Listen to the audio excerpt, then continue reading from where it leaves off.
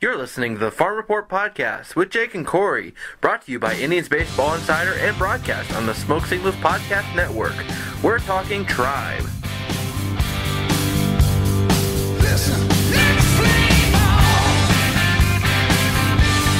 Shoot it around. Let's play ball, baby. And never stones. Play ball. Well, good day, good afternoon, good evening. Wherever and whenever you happen to be tuning in, we're glad to have you aboard. I'm Jake Duncan, minor league content coordinator for Indians Baseball Insider, and this is the Farm Report Podcast. We are coming to you today live in the same room together. Joining me as always, Corey Christen. Corey, how you doing? I'm doing fine, Jake. We turned automobile into a studio. It works fine. It sounds good in here. Jake has a nice car, so we're hanging out, and we got a pretty loaded show, I think, with some good occurrences going on in the system this week. By the way, we are sitting in a parking lot. We are not driving any state troopers. If you're listening, we are doing this perfectly safely. So Sure are. So let's just go ahead and get right into it. We got a lot to talk about. The biggest news in the farm system right now has to be Francisco Mejia's hit streak. I mean, heading into play tonight, on Friday when we were recording, he had a 32-game hit streak. He sat out in Thursday's game, just normal rest. But 32-game hit streak. I have his stats from the hit streak right now. He's 32 games, 402 batting average. He's had 6 home runs, 27 RBIs, 6 doubles, a couple of triples. He's drawn 5 walks, struck out 19 times. Has a 422 OBP, 646 slugging percentage, adding up to a 1068 slugging percentage. So, Corey, we've talked about Mejia, as a matter of fact, last week when he got promoted to Lynchburg. Mm-hmm. And the thing is, he's played a handful of games now in Lynchburg, and he's still hitting, and we'll see if he extends his hit streak in tonight's game. But what do you think of this hit streak, which started back on May 27th? Well, I mean, the thing with Mejia is the hitting. It was very raw at the beginning when he got into the system, and then he was in Mahoning Valley, and since he worked up to Lake County, his hitting tool was always raw. So you knew there was flashes that we would see, but I mean, 32 in a row, that's very impressive. And the numbers you brought up, I mean, the 400 average and all of that, it just goes right in with it. And it's not about just, he's not just getting singles or anything. He's hitting for some steady power. And, again, we knew this was possible with him coming out as a very young prospect. He had raw talent at the plate, but his glove work was great too. So that was just a bonus to get with him. So he's starting to become more complete, I think, as a prospect. And again, Jake, you and I talk about this every week with the catching depth in the system. It's Gomes and then Perez, and then Mejia was always a name there, but he never really took that role in fully. And now, this hit streak, it certainly helps him. It can't hurt him to have a 32-game hit streak, but it certainly helps him solidify himself as a potential future catcher. And I've been lobbying about Daniel Salters as a catcher in the system, and how Mejia, he really hadn't stepped up to take that claim as the next up-and-coming crop of catchers. So this hit streak helped him get his name back in the conversation, if not up at the top of the list. Yeah, so looking at his numbers in Lynchburg, he's played 8 games so far, has a 324 average, has a couple of doubles. He already has a triple there. He has 6 RBIs. Lake County, we've mentioned how he made a perfectly fine case to be called up, which he eventually did, batting .347 with a 915 OPS. He had a few home runs and the 17 doubles, 3 triples, 51 RBIs, so obviously having a fine season. And you mentioned that he hasn't really stepped up to that next level yet as a hitter. In Arizona, his first year, he batted .305 in 30 games. Then Mahoning Valley, he batted .282 in 2014. And then last year in Lake County, it was kind of a weird season for him because I think he started out the year really well, but ended up batting like 243. Had a 324 on base percentage and 670 OPS, so not terrible numbers, but not quite up to his potential. And this year, something just clicked for him offensively, and it just took off.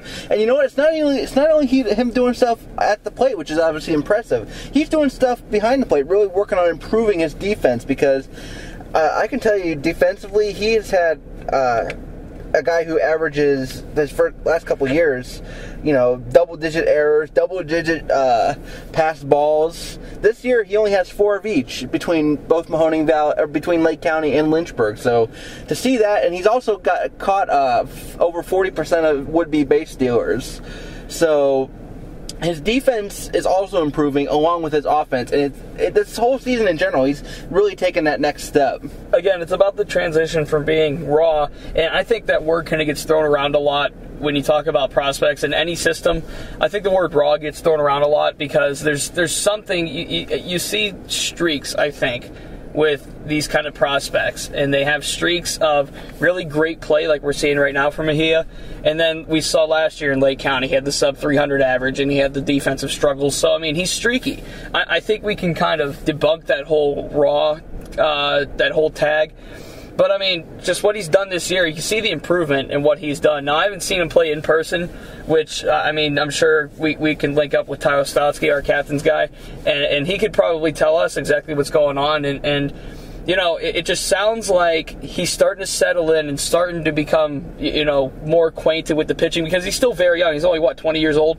Yep. So, I mean, he still has room to grow, and he still has a lot of time. So, I think he takes this one step at a time. The hit streak certainly is great, but he takes this one step at a time, and you see how he's progressing. And like I said, I think he's starting to realize that he's the next guy after the Gomes and after the Perez, after those guys step out of Cleveland. He's supposed to be this guy.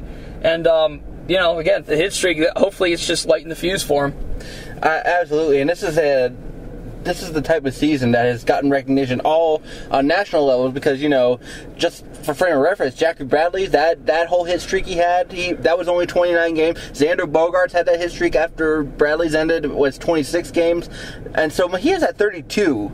So, and ironically, we're right in the middle of celebrating Joe DiMaggio's infamous hit streak. I don't think that Mejia's going to get to that point, probably not, but it's kind of ironic. This is all taking place with these hit streaks that have gone on in the majors, and while we're talking about Jumpin' Joe's famous hit streak. So this has been the type of season that has earned him some national attention, including being selected to the MLB Futures game.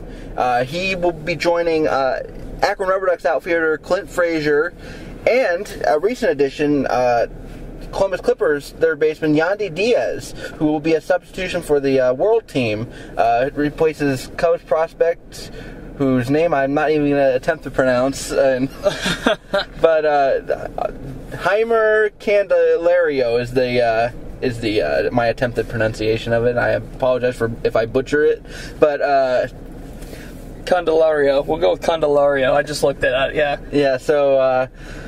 The 3 Indians are representatives in the Futures game, and it's so weird now when you hear about the MLB Futures game now and you not see Francisco Lindor, because he's been the Indians' lone representative in the Futures game for the last few years. Now he's in the majors, and he's going to be joining the actual Major League All-Star team, and now we got to get used to a whole new set of prospects who are going to be playing the Futures game. The Indians have 3 this year. What do you think of these 3 guys making it to the Futures game and representing the future of the Indians? Well, I mean, I think they're all deserving, and Yandy Diaz he hasn't surprised me really, but I think his transition from third base, he's been playing outfield out in Columbus with, I mean, just what they have in Columbus with Eric Gonzalez and with Ronnie Rodriguez in the infield. They don't want to screw with that chemistry. And Yandy Diaz, we know what he did in Akron, and we know what he's doing right now. He's earned that spot in the game. I think it's nice for him to get that recognition because, I mean, Jake, you can attest to how much. You give him a lot of hype, and we've talked about him enough on here to the point where, we had Giovanni Urshela called up to the Indians last year, and it was about okay, he couldn't really hit, so they sent him back down, and then Yandy Diaz gets called up to Columbus to sort of compete with him. And it's almost, we talked about Clint Frazier almost jumping Bradley Zimmer as a prospect. Well, what about Yandy Diaz jumping the Urshela's and guys like that are down in AAA and even in AA? So, I mean, I think it's great for Yandy to get the recognition. We know Clint Frazier and what he can do. He's easily a top 20 prospect in all of baseball. I mean, just what he's done for the Rubber Ducks this season and improving. I mean, he's been a doubles machine. He's been playing great defense. He gets on base. He draws walks. And with Mejia, again, with the hit streak. So, I mean, these three are all well-deserving for sure. I think that Yandy Diaz, again, it's not a surprise to us at least, but I think it's good for him to finally get that recognition because he's always been kind of behind the Urshela's and behind the Zimmers and the Fraziers as far as prospects go, and now it's finally about him getting his chance. I agree, and you said it. I could definitely speak to Yandy Diaz and what he can do at the plate. He's probably got the most patient and advanced approach at the plate that I've seen in any Indians prospect to ever come through Akron, and what he's done this season, he actually got off to a little bit of a slow start, but a really good month of June has gotten him back into the spotlight, gotten his average back up over 300, and now on the season in Columbus, he's batting .304. He's got 4 homers in Columbus, 18 RBIs. So the power's still not quite coming along as expected. I'm a little surprised by that, but he's just a huge individual. So you have to wonder when. It's not a matter of if but when the power is going to come around. I think he's just so focused on his approach and trying to be the best, most patient hitter that he can be, that maybe he's not quite focused on hitting for power, but it's there, and I've seen him hit some balls that have gone a long way. I mean, he's 6'2", 185. He's got arms that are like tree trunks. He's just a huge, muscular guy. So yeah, I agree, and I agree with you completely. This is a great chance for him to get some national exposure, and allow the casual Indians fan to get to know possibly their future third baseman, possibly a future outfielder, who knows. He's played more third base than outfield, but he's definitely seen a lot of time in the corner outfield spots, and I've heard some good things about what he's been able to do out there. And I wonder if the opportunity comes where, I don't know, maybe Uribe isn't quite cutting it, you move your Ramirez to the infield, Brantley's not ready to come back. Do you call up a Yandy Diaz? I mean, we saw Michael Martinez got designated for assignment, and he just today got traded to the Red Sox for cash. Mm-hmm. And you got Abe Almonte up there, but who knows if he's going to be sticking around or not. Is Yandy Diaz going to be the first position player call from Columbus if the Indians should need it? That's kind of interesting because a few episodes ago we talked about that kind of logjam at shortstop and how you develop behind a Lindor. Well, think about third base, and a guy like, maybe Yandy steps in back at third base if he could get that opportunity. You got Ronnie Rodriguez, and you got Eric Gonzalez down in Columbus too, and they both can play third base, and those guys are both wizards in the infield with their gloves. So, I mean, we talked about the depth behind Lindor and maybe the depth with Urshela, and they still kind of believe in him over at third base. And Yandy Diaz gets lost in the shuffle. So, look at Lonnie Chisenhall getting, he wasn't really cutting it at third base in Cleveland, so they moved him to the outfield, and it worked out. Yandy, it was kind of a different case, but similar scenario where he gets moved from the infield at the hot corner over to the right field, and he's made the most of it so far in Columbus. So that's an interesting point you bring up. If there's even when the 40-man, when September call-ups come around, is he going to be a guy who you look at as another outfield option, and they call him up as a right fielder, but they know in the back of their minds, Terry Francona knows that this kid can play third base too. I think that just adds more to what he's worth to the Indian system. And again, this futures game, we both talk about it. It's going to give him the exposure that I think he deserves. All right, so moving on to some other actual call-ups that have happened with the Indians. We talked about the bullpen and what the Indians have needed to bring up some of the young guys, get that bullpen some young blood. And the Indians have finally come around and realized that and called up 3 guys in over the last week since we last talked to you. TJ House, who we're actually more familiar with as a starter, is now working out of the bullpen for the Indians. Austin Adams, who's been up in Cleveland before, we know the electric arm he has. And then, this kind of surprised me, Joe Colon, who actually came up as a starting pitching prospect for the Indians, had some shoulder issues, got moved to the bullpen, saw a little bit of an uptick in velocity and strikeouts last year toward the end of the year after he got moved to the bullpen. Then he had that suspension that he had to go through and serve, and now he's back. He's pitched a few games in Columbus and had put up some good numbers, a sub-1 ERA and like Baker's dozen appearances for Columbus, and now he's in Cleveland in their bullpen. And the Indians obviously see something in Colon, because you remember during the offseason when they were moving things around in the 40-man roster, he was one of the guys they added to the 40-man, and that surprised a lot of people. And I didn't know if he was going to be staying around. Maybe he was going to be a guy who they DFA'd off the roster at some point when they needed a spot. But they're sticking with their guns here. Now they're calling up Colon to see what he can do. So, Corey, what do you think about the moves the Indians have made with their bullpen in recent days? And what do you think of Joe Colon's upside as a major league reliever?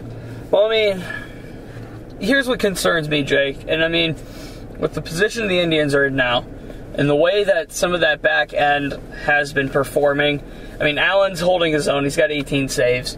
McAllister, let's face it, I mean, what's he been doing? Brian Shaw, I get cold sweats when he comes in to pitch.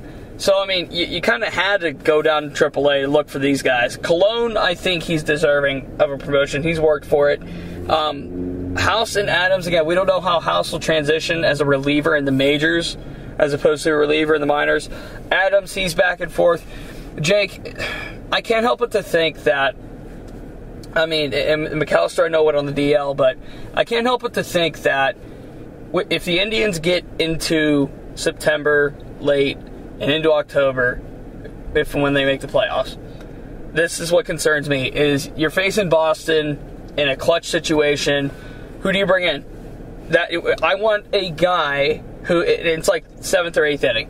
I want a guy who I can go right to and I can trust for one situational out.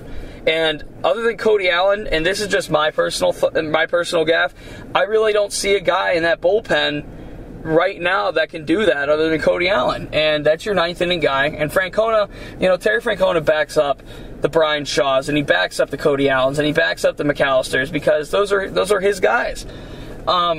With these guys getting called up, I hope it brings in a fresh take on the bullpen, because if this doesn't work out with the trade deadline at the end of the month, you might have to go get someone. And whether it's given up, I do not want to give up a Clint Frazier or Bradley Zimmer. But if you're looking, the Yankees, and you're looking at an Andrew Miller, or you're looking down at Pittsburgh, if they're out of it, and a Mark Melancon or one of these top-notch guys, and you have to give a prospect or two up for him, I mean, Jake, I'm almost to that point where I'm running out of patience with the Tri bullpen. Now, these 3 guys getting called up, I hope it brings a shock into them, and I hope these 3 guys perform. I certainly think they can, and I think Colon is the one guy that deserves the promotion. Again, I'm not going to judge House, because I know what he can do as a starter, but I don't know what he can do as a reliever yet.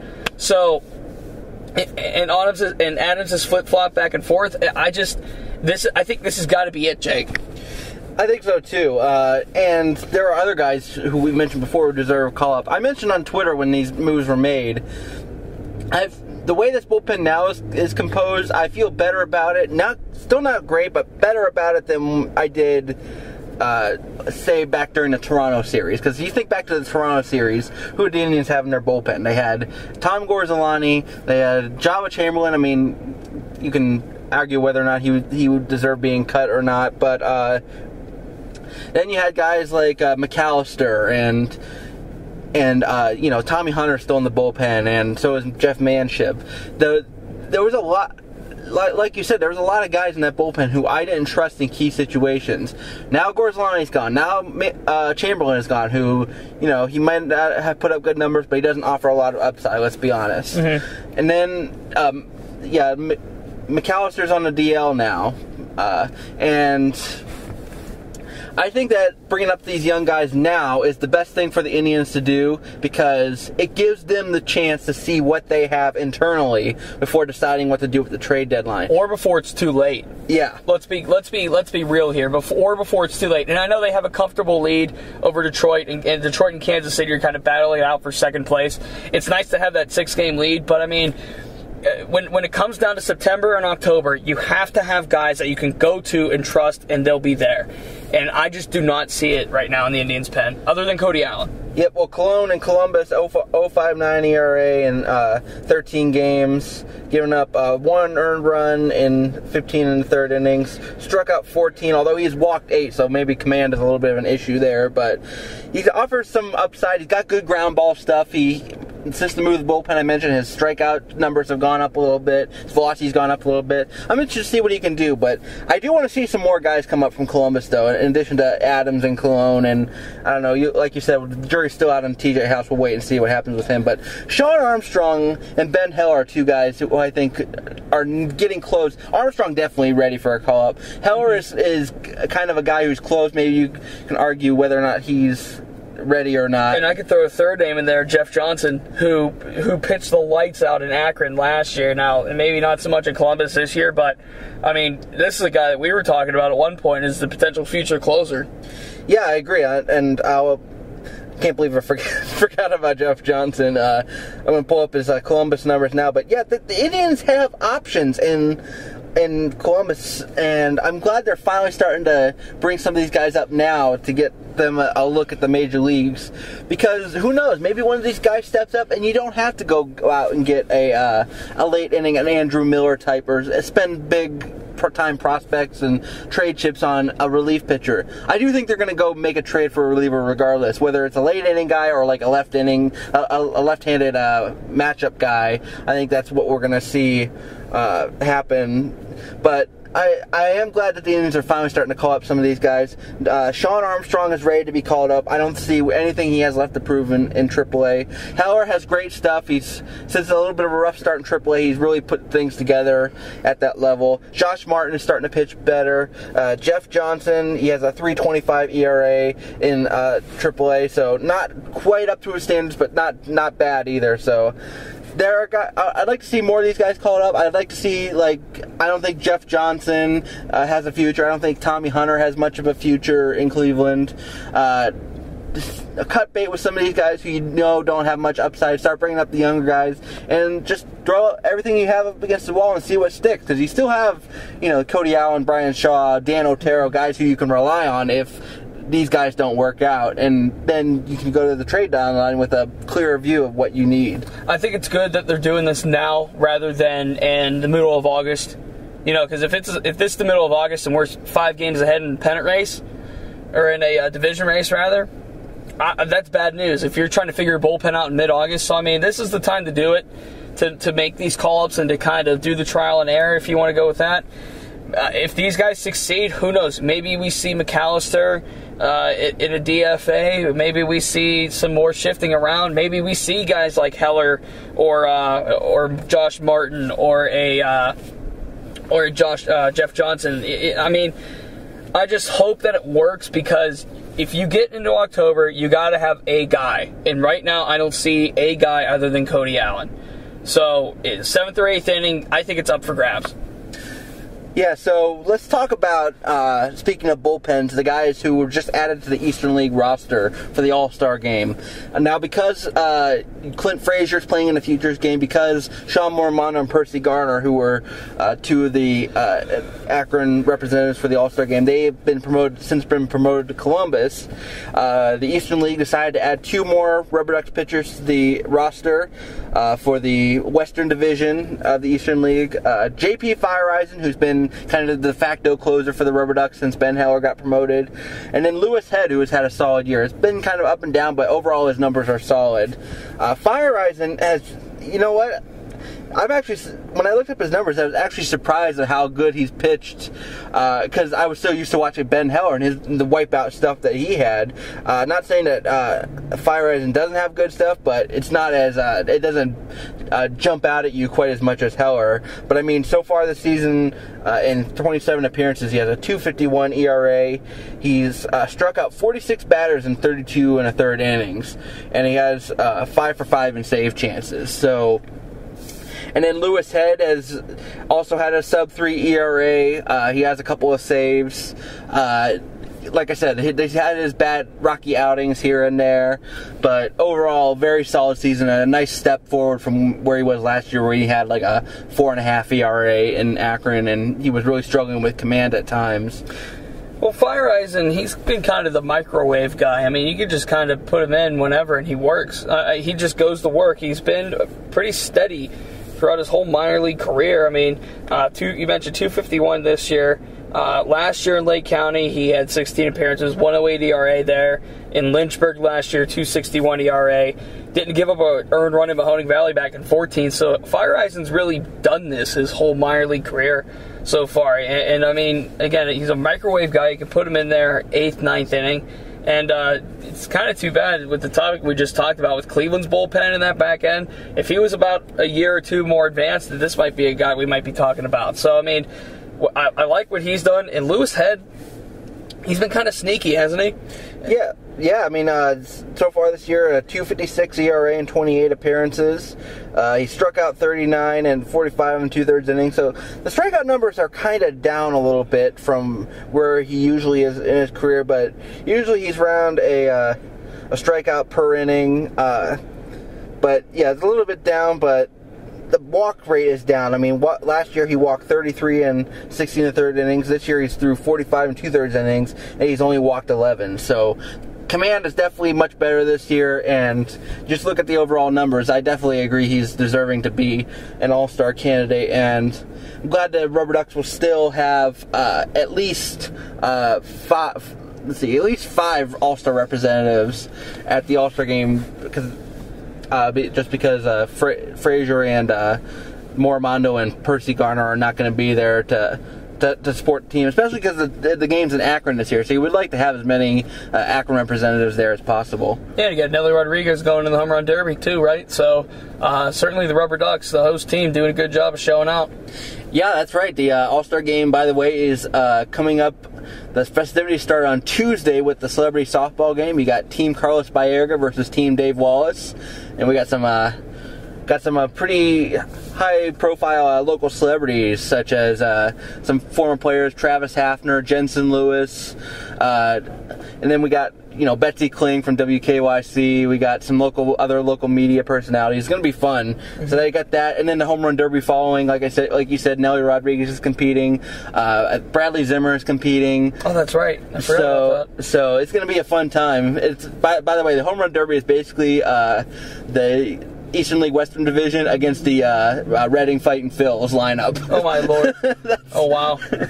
That's how dominant they have been this year. So it's gonna be fun. Then the All-Star Game, of course, on Wednesday. I'll be covering all that. Be sure to follow me for all the latest updates on that. But definitely a lot of fun stuff coming up in Akron. Last thing I wanted to talk about, though, to kind of wrap things up, was Matt Esparza and Thomas Pannone, who are pitching just very well in Lake County this year. Pannone has been there for a little while. Matt Esparza is a recent draft pick, has great strikeout stuff, and has been doing a great job lately in Lake County. He had a little bit of a rough patch in the middle of the season, but he's gotten back to it. Are these guys ready for promotion to Lynchburg? I think Pannone is. I think Esparza, for the sake of development and for the sake of he was just drafted last year, he's kind of moving fast. But I mean, he was drafted in a mid-round, and he had strikeout stuff from the beginning. He started off actually as a reliever in Mahoning Valley last year, and then Travis Fryman and Greg Hibbard moved him to the rotation, and he ended up leading the team in strikeouts. And I believe that's still the case in Lake County this year. He's the team leader in strikeouts. If he's not leading the team, then he's got to be a close second, because he mows hitters down.